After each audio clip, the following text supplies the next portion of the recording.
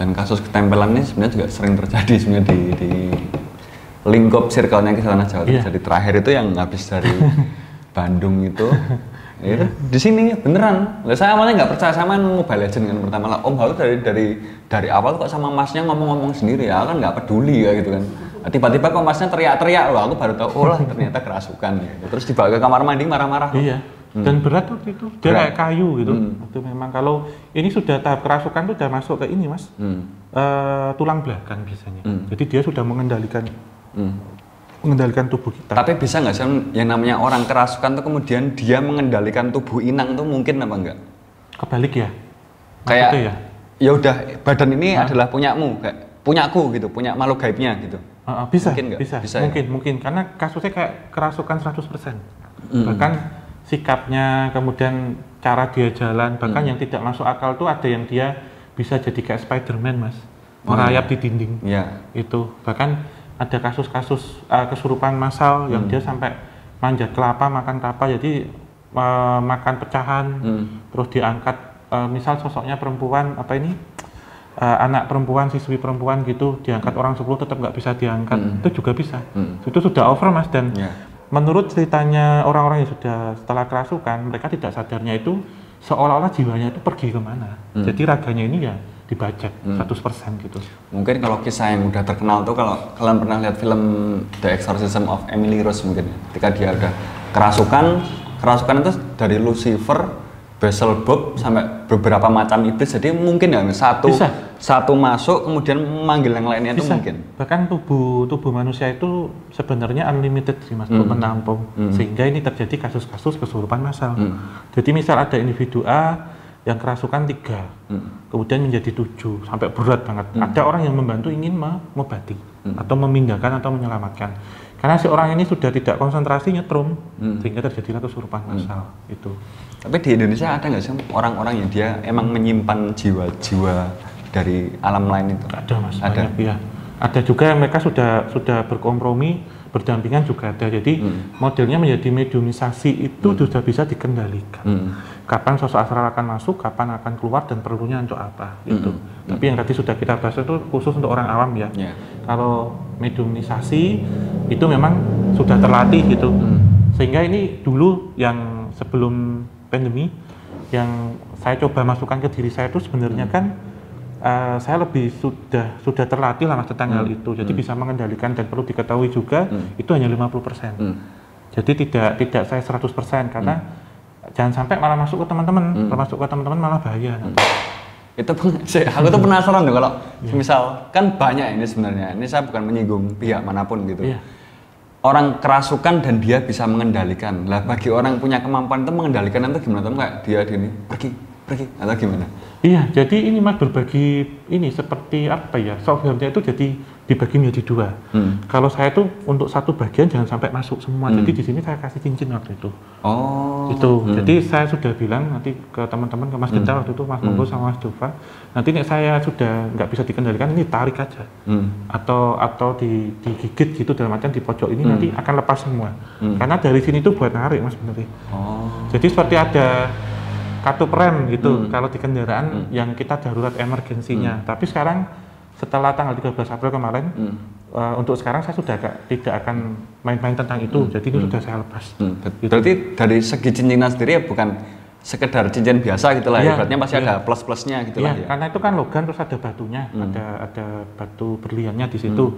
Dan ini Om, kembali lagi kayak tentang makhluk yang bisa mengikuti, itu sebenarnya adalah pelajaran bagi kita. Kayak banyak kasus yang orang kemasukan sosok apa dan bisa mengundang sosok lain. Mungkin ini adalah pelajaran kepada kita semuanya, kalau datang ke suatu tempat jangan sembarang nyebut sosok ya sebenarnya. Kan kita nggak pernah tahu ketika kita sebut sosok itu dengan main-main, sesuatunya datang beneran, oke nggak aku tampakin sekarang, tunggu dulu, tahan dulu, kalma gitu kan. Terus habis itu baru sampai rumah masuk dan mengundang yang lainnya. Mungkin itu sih, karena mungkin ya kalau kita datang ke sebuah tempat, kita yang manggil sosok itu sengaja atau tidak sengaja, mungkin kan dia datang. Mungkin sekali, termasuk seperti kemarin kita di Alas Tutuban ya, salah satunya yang kita rasakan bahwasannya, termasuk di Nusa Kambangan juga waktu itu, mencium bau, mendengar atau sedikit melihat itu nanti saja. Karena benar dikatakan Mas Genta tadi, justru malah lebih baik datang waktu itu, karena kalau nanti datang 3 hari 7 hari kemudian serangannya berbeda mas. nyari lengahi istilahnya. Nyari lengahnya. Iya, dipelajari dulu lah ibaratnya. Dipelajari ya, Dipelajari karena dulu.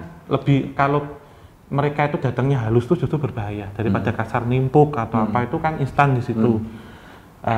Apa ya? Tapi memang kalau kita menyebut nama kemudian mencium bau itu sebenarnya kan juga pancingan, Mas. Biar kita konsentrasinya teralih ke situ sehingga mereka bisa menyerap kita lebih gampang pikirannya, membaca pikirannya jadi lebih gampang gitu. Menjadi pantangan biasanya untuk datang ke suatu tempat.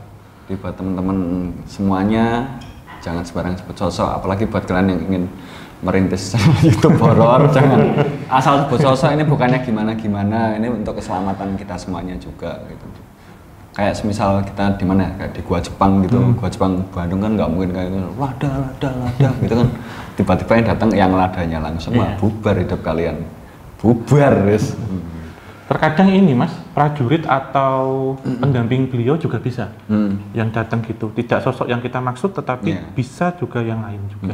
Macam-macam lah karena ya, intinya karena dia pasti punya suruhan lah ya. Iya lah Mas, pasti. Karena ini kan pantangan itu sebenarnya diciptakan ketika agar kita tidak melanggar ini, tidak mengusik suatu tempat gitu. Contohnya seperti itu, tidak mengganggu atau tidak menantang. Karena kalau mereka tantang kan saya cobanya gitu, dijajal gitu modelnya gitu. Sejauh mana, sekuat apa gitu. Ada yang persepsi seperti itu juga. Ya, sebenarnya percaya nggak percaya teman-teman semuanya, tapi kalau kita lihat ya banyaknya fenomena lebih baik kita percaya walaupun memang derajat manusia sejatinya lebih tinggi daripada mereka, tapi kan nggak ada salahnya gitu, kita saling menghormati gitu. Kadang tuh saya juga nggak percaya kok sama dunia metafisika, tapi kalau ada orang yang kerasukan gitu, terus saya lihat sendiri lah, baru saya percaya. Tapi apa? Karena pernah lihat kan, emang gampang nggak sih mereka kerasukan, segampang itu nggak sih?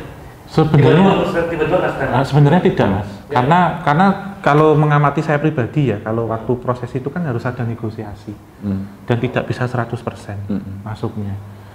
Sebenarnya kalau ini beralih ke mediator yang benar-benar profesional, mereka harus menggunakan sesaji tertentu juga, termasuk syarat-syarat yang dibutuhkan apa, rokok lah paling enggak, contohnya paling gampang, karena seperti dupa, kemudian wangi-wangian dari minyak-minyak tertentu itu juga memanggil.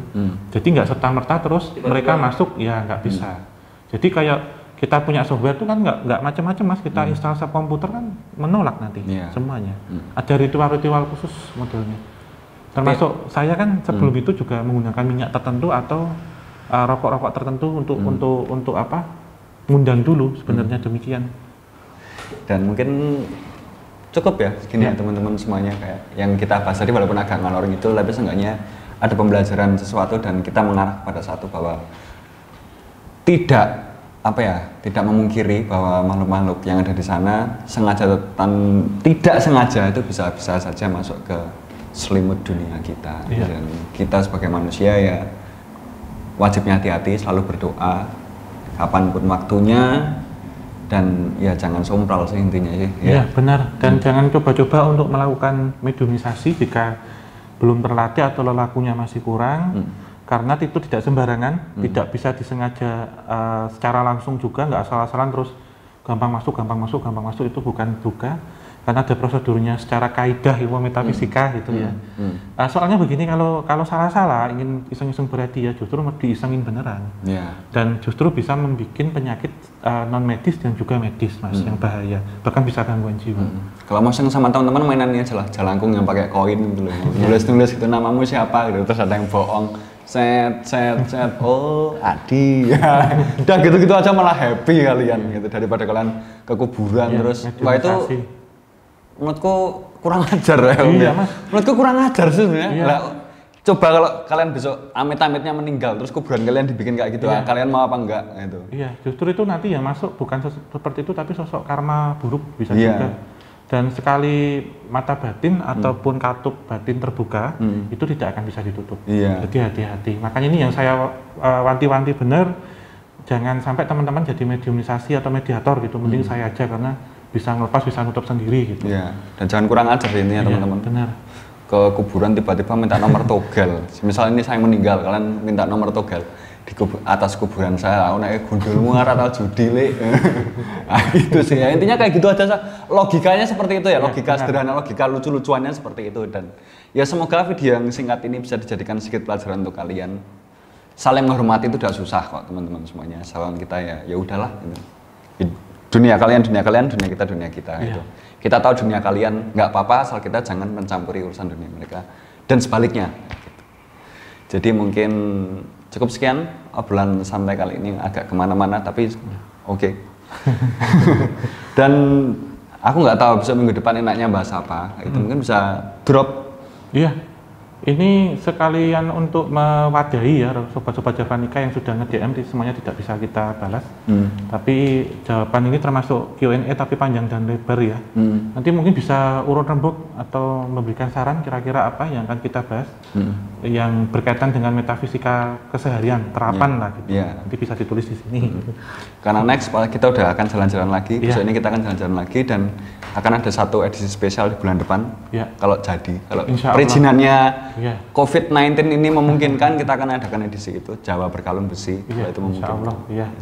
Besok kita jalan kemana ini Mas? Ke Plat AA ya? Ke Plat AA, dekat rumah saya. Loh, kemarin ada loh yang minta please GAD di rumah Mas Genta aja loh. Aku seneng, aku nggak usah pergi syuting.